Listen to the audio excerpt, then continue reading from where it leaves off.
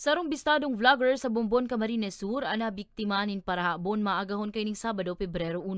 Nalalay sa vlogger na si Monris Seya o mas bistado sa apod na kasi vlog. 37 anyos, kan Zone 5 Barangay San Antonio ang 36,000 pisong cash, drone asin sarong sling bag na may laog na mga personal na gamit. Basado sa investigasyon kan PNP, nasa katahawan nin pagkaturog ang pamilya Seya kan laugon kan sospek. Pagmata niya po, mga around siguro tong mga 4 a.m. ata si pagmata niya. Nahiling niya na para si mga gamit niya. Eleman po na reparo kasi na turog-turog po sinday. Ang lumay mo silang maski nagtong pag nagbatok na ayam, ayaw man kasi prior to that, ayam nagda. Kaya nada, sabi ka nga na tigihilo na da si ayam.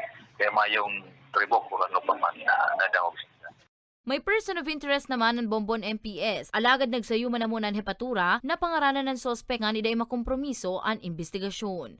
Ang mga reminder po pag-abot kaya arog kaniyo kasi bako lang po ang lugar kang Bombon ang may naabon na mga ibang lugar pa po ang naabonan. So ang reminder mo lang po is isecure po sa toyang harong. Siguro nakaralak bago magturo din sa likod kang harong.